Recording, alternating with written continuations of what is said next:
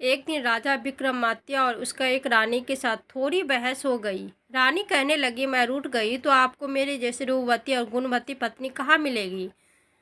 राजा बोले, मैं तो तुमसे भी सुंदर और गुणवान ऐसी पत्नी ला सकता हूँ जिसका तुम तो किसी तरह से मुकाबला नहीं कर सकती। रानी बोली, यदि ऐसे हैं बोल रहे हैं तो फिर चौबीलों को पकड़ कर लाओ और तब जानूं। राजा तो उसी वक्त चौबोली से शादी करने पर चल पड़ा। चौबोली बहुत ही सुंदर रूपवती गुणवती थी। हर राजा उससे शादी करने की इच्छा रखते, पर चौबोली ने भी एक शर्त रखी हुई थी कि जो व्यक्ति रात्रि के 4 प्रहरों में 4 बार उसके मुंह से बुलवा दे उसी से वह शादी करेगी, और जो उसे न बुलवा सके उसे कैद उसी टाइम कैद। अब तक 108 राजा अपने प्रयासों में विफल रहा होकर उसकी कैद में थे। चौबेली ने अपने महल के आगे एक ढोल रखवा रखा था। जिसे भी उससे शादी करने का प्रयास करना होता था वह आकर ढोल पर डंडे की चोट मार सकता था। राजा विक्रमादित्य भी वहां पहुंचे और ढोल पर जोरदार चोट मारा। चौबेली को आने की सूचना दी। चौबेली ने स्वयं ही राजा को अपने महल में बुला लिया और उसके सामने 16 श्रृंगार कर बैठ गई। राजा ने वहां आने से पहले अपने 4 वीर जो अदृश्य हो चुके थे, वह रूप बदल सकते थे, को साथ ले गया और उनके समझा दिया था कि उसके साथ चौबेली के महल में रूप बदलकर छिप जाए। राजा चौबेली के सामने बैठ गए। चौबोली तो बोली ही नहीं, ऐसे चुपचाप बैठी रही जैसे पत्थर की हो। पर राजा भी आखिरी राजा विक्रमादित्य थे। वह चौबेली के पलंग से बोले, पलंग, चौबेली तो बोलेगी नहीं तो सो तू ही कुछ बोलकर, ताकि रात का एक प्रहर तो कटे। पलंग में छुपा राजा एक वीर बोलने लगा, राजा आप कहाँ आकर कहाँ फंस गए। खैर, मैं आपको एक कहानी सुनाता हूँ, आप हुंकार कीजिए, कम से कम एक प्रहर तो कट ही जाएगी। पलंग बोलने लगा, राजा हुंकारा दे लगे। एक राजा का और एक साहूकार का बेटा, दोनों में गहरी दोस्ती थी। साथ सोते, साथ खेलते, साथ आते जाते, एक पल भी एक दूसरे से दूर नहीं होते। दोनों ने आपस में तय भी कर रखा था कि वे दोनों कभी अलग नहीं होंगे। दोनों की शादियों भी हो चुकी थी और दोनों की ही पत्नियां मायके बैठी थी। एक दिन साहूकार अपने बेटे से बोला कि बेटे, तेरी बहू मायके में बैठी है, जवान है, उससे ज़्यादा दिन वहाँ नहीं छोड़ा जा सकता, सो जा और उसे ले आ।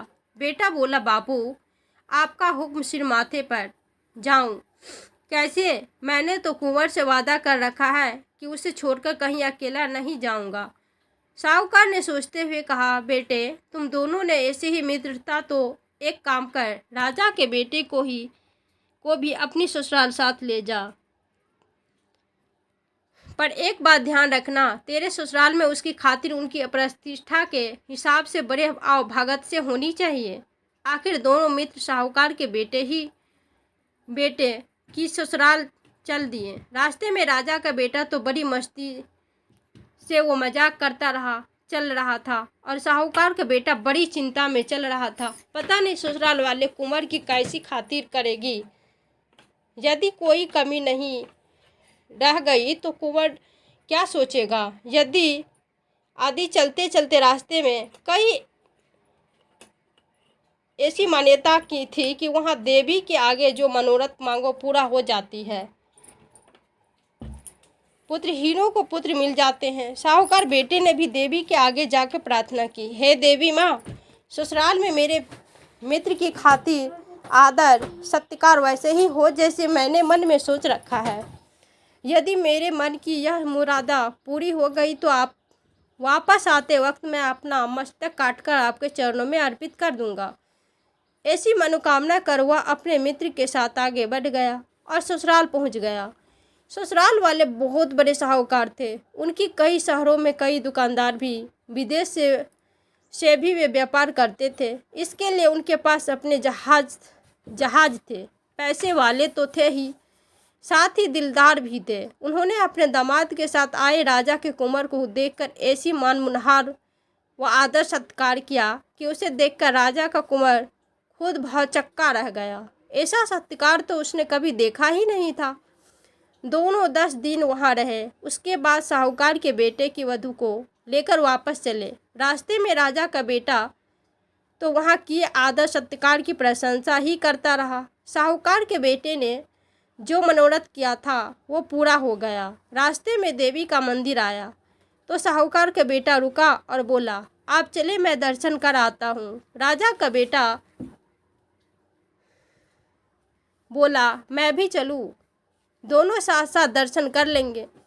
साहूकार के बेटे ने कहा, नहीं, मैंने अकेले में दर्शन करने की मन्नतें मांगी है, इसीलिए आप रुकिए। साहूकार का बेटा मंदिर गया और अपना सिर काटकर देवी के चरणों में चढ़ा दिया। राजा के कुमार ने काफ़ी देर तक इंतजार किया, फिर भी साहूकार का बेटा नहीं आया तो वह भी मंदिर में जा पहुंचा। आगे देखा तो मंदिर में अपने मित्र का कटा सिर एक तरफ पड़ा था और धड़ एक तरफ। कुंवर के पैरों तले से तो धरती ही खिसक गई।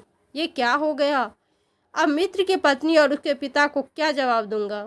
कुंवर सोच में पड़ गया कि इस तरह बिना मित्र के घर जाए लोग क्या क्या सोचेंगे। आज तक हम अलग ही नहीं रहे, आज कैसे हो गए? ये सब सोचते सोचते और विचार करते हुए कुंवर ने भी तलवार निकाली और अपना सिर काट डाला। उधर साहूकार की वधू रास्ते में खड़ी खड़ी दोनों का इंतजार करते करते थक गई तो वह भी मंदिर के आगे पहुंच गई और वहां का दृश्य देखकर हक्की बक्की रह गई। दोनों मित्रों के सिर कटे शव पड़े थे, मंदिर लहू बह रहा था। वह सोचने लगी कि अब उसका क्या होगा, कैसे ससुराल में बिना पति के जाकर अपना मुंह दिखाएगी, लोग क्या क्या कहेंगे।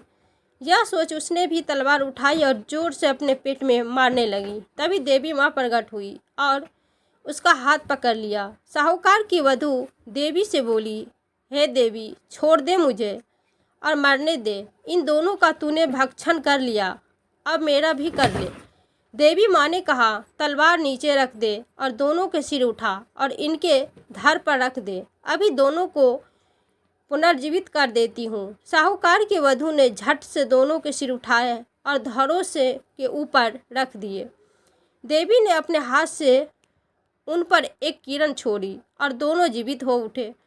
देवी अंतर्यामी हो गई, पर एक गड़बड़ हो गई। साहूकार की बहू ने जल्दबाजी में साहूकार का सिर कुंवर की धड़ पर और कुंवर का सिर साहूकार की धड़ पर रख दिया था। अब दोनों विचार में पड़ गए कि अब यह पत्नी किसकी सिर वाले की है, धड़ वाले की या पलंग। बोला, हे राजन, आप न्याय के लिए प्रसिद्ध है, अतः आप न्याय करें, वह अब किसकी पत्नी होगी।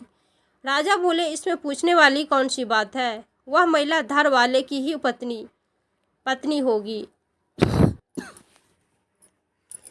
ये सुनते ही चौबेली गुस्से में भर बोला, वाह राजा वाह, बहुत बढ़िया न्याय करते हो, धड़ से क्या लेना देना, पत्नी तो सिर वाले की ही होगी, सिर बिना धड़ का क्या मोल।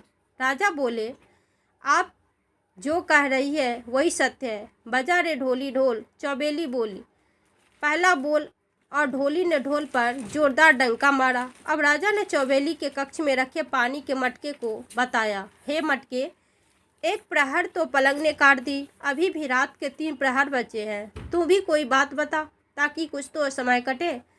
मटका बोलने लगा। राजा हुकार देते गए। मटका बोला, एक समय की बात है, एक राजा का बेटा और एक साहूकार का बेटा बचपन से ही बड़े अच्छे मित्र थे, साथ रहे, साथ खेलते, साथ खाते पीते। एक दिन उन्होंने बचपने व नादानी में आपस एक वचन किया कि जिसकी शादी पहले होगी वह अपनी पत्नी को सुहागरात को अपने मित्र के पास भेजेगा। समय बीता और बात आ गई। समय के साथ दोनों मित्र बड़े हुए तो साहूकार ने अपने बेटे का विवाह कर दिया। साहूकार की बहू घर आ गई। सुहागरात का समय बहुत रमझम करती 16 श्रृंगार किए अपने शयन कक्ष में घुसी। आगे देखा साहूकार के बेटा, उसका पति मुंह लटकाए उदास बैठा था। साहूकार की बहू बड़ी चतुर थी। अपने पति की यह हालत देख बड़े प्यार से हाथ जोड़कर बोली, क्या बात है नाथ, क्या आप मुझसे नाराज हैं? क्या मैं आपको पसंद नहीं हूँ, या मेरे माँ बाप ने शादी में जो दिया वह आपको पसंद नहीं? मैं जैसी भी हूँ आपकी सेवा में हाजिर हूँ। आपने मेरा हाथ थामा है, मेरी लाज बचाना अब आपके हाथ में है। साहूकार का बेटा बोला, ऐसी बात नहीं है, मैं धर्म संकट में फंस गया हूँ। बचपन में नादानी के चलते अपने मित्र राजा के कुंवर से एक वचन कर लिया था, जिसे ना निभा सकता न तोड़ सकता। अब क्या करूं समझ नहीं आ रहा, और ना ही बचपन के बारे में बताना आ रहा है। ऐसा क्या वचन दिया है आपने, कृपया मुझे भी बताएं। यदि आपने कोई वचन दिया है तो उसे पूरा भी करेंगे। मैं भी आपका इसमें साथ दूंगी। साहूकार पुत्र ने अपनी पत्नी को न चाहते हुए भी बचपन में किए वचन की कहानी सुनाई। पत्नी बोली, हे नाथ, चिंता न करें, मुझे आज्ञा दीजिए, मैं आपका वचन भी निभा लूँगी और अपना धर्म भी बचा लूँगी। ऐसा कर पति ने आज्ञा ले साहूकार की बहू 16 श्रृंगार किए कुंवर के महल की ओर चल पड़ी। रास्ते में उसे चोर मिले। उन्होंने गहनों से लदी साहूकार बहू को लूटने के इरादे से रोक लिया। साहूकार की बहू ने चोरों से बोली, अभी मुझे छोड़ दीजिए, मैं एक जरूरी कार्य से जा रही हूँ। वापस आकर सारे गहने जेवरात उतार कर आपको दे दूंगा, ये मेरा वादा है, पर अभी मुझे मत रोकिए, जाने दीजिए। चोर बोले, तेरा क्या भरोसा, जाने के बाद आए ही नहीं, और आए भी तो सिपाहियों के साथ आए। बहू बोली, मैं आपको वचन देती हूँ, मेरे पति ने एक वचन दिया था, उन्हें पूरा करने जा रही हूँ। वह पूरा कर आती आपको दिया वचन भी पूरा कर दूंगी। चोरों ने आपस में सलाह की कि देखते हैं यह वचन पूरा करती है या नहीं। यदि नहीं भी आई तो कोई बात नहीं, एक दिन लूट कर माल ले ही जाएंगे। साहूकार की बहू समझी करती कुंवर के महल की सीढ़ियों चढ़ गया। कुंवर पलंग पर अपने कक्ष में सो रहा था। बहू ने कुंवर के पैर का अंगूठा मरोड़ जगाया। जागो कुंवर साहब। कुंवर चौंक कर जागा और देखा उसके कक्ष में इतनी रात एक सुंदर स्त्री 16 श्रृंगार किए खड़ी है। कुंवर को लगा वह सपना देख रहा है, इसलिए कुंवर ने बार बार आंखें मलकर देखा और बोला, हे देवी, तुम कौन हो, कहाँ से आई हो, और इस तरह इतनी रात तुम्हारा यहाँ आने का प्रयोजन क्या है। साहूकार की बहू बोली, मैं आपके वचन के मित्र साहूकार के बेटे की पत्नी हूँ। आपके व आपके मित्र के बीच बचपन में ही तय हुआ था कि जिसकी शादी पहले होगी वह अपनी पत्नी को सुहाग रात में अपने मित्र के पास भेजेगा। सो उसी वचन को निभाने हेतु आपके मित्र ने आज मुझे सुहाग रात्रि के समय आपके पास भेजा है। कुंवर को यह बात याद आते ही वह बहुत शर्मिंदा हुआ और अपने मित्र की पत्नी से बोला, हे देवी, मुझे माफ़ कर दीजिए, वो तो बचपन में नादानी की बात हुई थी, आप तो मेरे लिए माँ बहन समान है। कहकर कुमार ने मित्र की पत्नी को बहन की तरह चुंदरी सिर पर ओढ़ाई और एक हीरा मोतियों से भरा थाल भेंट कर दिया।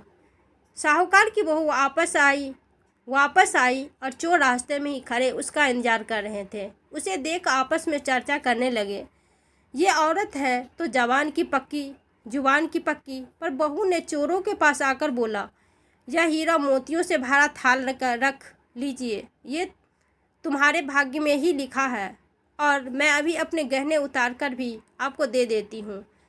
कहकर वह अपने एक एक कर सभी गहने उतारने लगी। चोरों को यह देखकर बड़ा आश्चर्य हुआ। वे पूछने लगे, पहले ये बता कि तू गई कहाँ थी और यह हीरा भर थाल तुझे किसने दिया।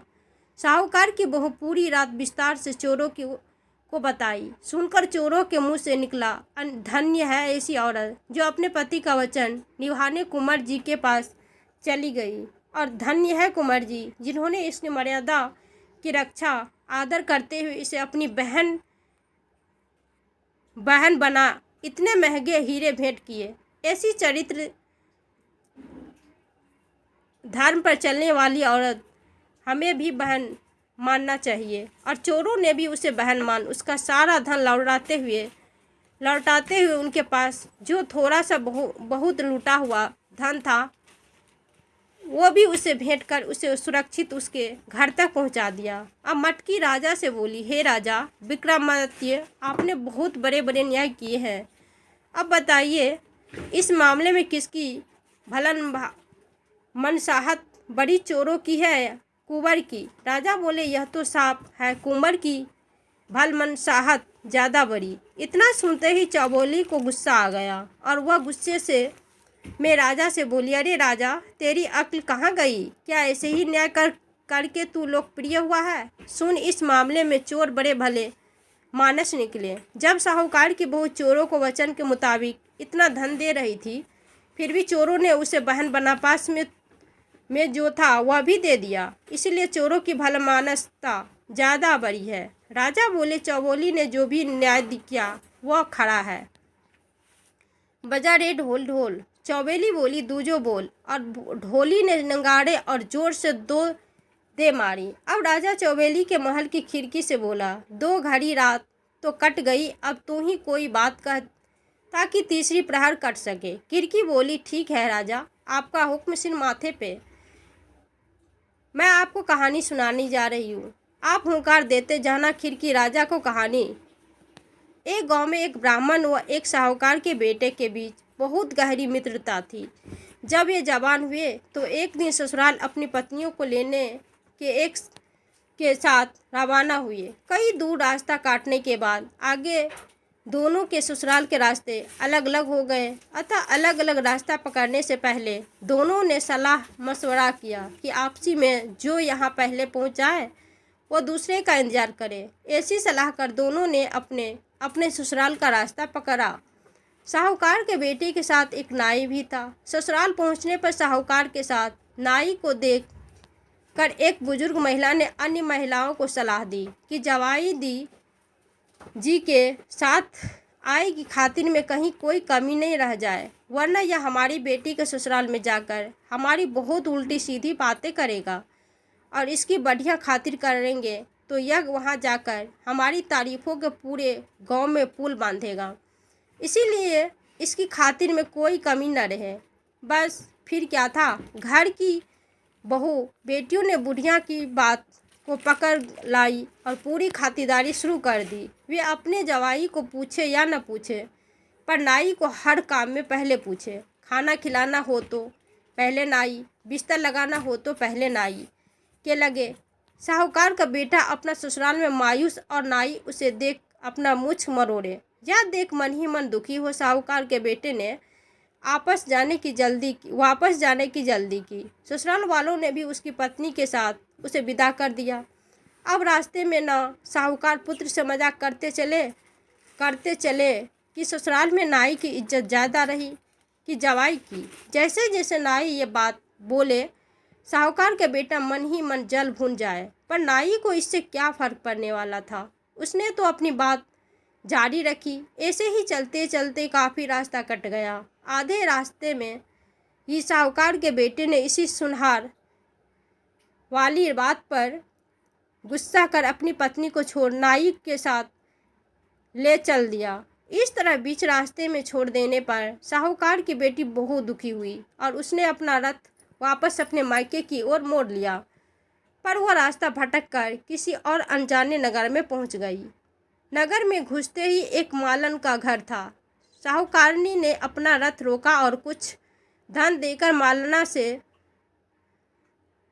से उसे अपने घर में कुछ दिन रहने के लिए मना लिया। मालन अपने बगीचे के फूलों से माला आदि बनाकर राजमहल में भेजा करती थी। अब मालन फूल तोड़कर लाए और साहूकारनी नित्य नए नए गजरे मलाए आदि बनाकर उसे राजा के पास ले जाने हेतु दे दिए। एक दिन राजा ने मालन से पूछा कि आजकल फूलों की ये इतने सुंदर कारीगरी कौन बना रहा है?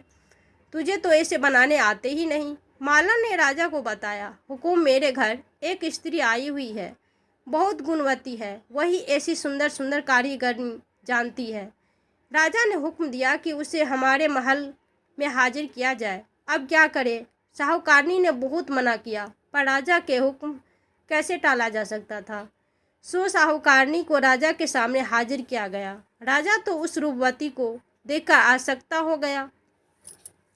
ऐसी सुंदर नारी तो उसके महल में कोई नहीं थी। सो राजा ने हुक्म दिया कि इसे महल में भेज दिया जाए। साहूकारनी बोली, हे राजन, आप तो गांव के मालिक होने के नाते मेरे पिता समान है। मेरे ऊपर कुदृष्टि मत रखिए और छोड़ दीजिए। पर राजा कहाँ मानने वाला था, नहीं माना। अतः साहूकारनी बोली, आप मुझे सोचने हेतु 6 माह का समय तो दीजिए। राजा ने समय दे दिया, साथ ही उसके रहने के लिए गांव के नगर के बाहर रास्ते पर एकांत महल दे दिया। साहूकारनी रोज उस महल के झरोखे से आते जाते लोगों को देखती रहती। कहीं कोई ससुराल या पीहर का कोई जान पहचान वाला मिल जाए तो समाचार भेजे जा सके। उधर रास्ते में ब्राह्मण का बेटा अपने मित्र साहूकार का इंतजार कर रहा था।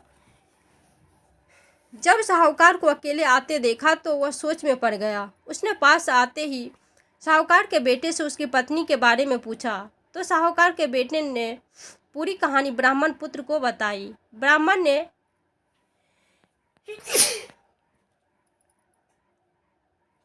साहूकार को घूर खाड़ी खोटी सुनाई कि बेवकूफ, नाई की खातिर ज्यादा हो गई तो इसमें उसका क्या गलती, इसे ही कोई पत्नी को छोड़ा जा सकता है। और दोनों उसे लेने वापस चले। तलाश करते करते वे दोनों भी उसी नगर पहुँचे। साहूकारनी ने महल के झरोके से दोनों को देख लिया तो उन्हें बुलाने के लिए आदमी भेजा। मिलने पर ब्राह्मण के बेटे ने दोनों में सुलह कराई। राजा को भी पता चला कि उसका ब्याहता आ गया तो उसने भी अपने पति के साथ जाने की इजाज़त दे दी और साहूकार पुत्र अपनी पत्नी को लेकर घर आ गया।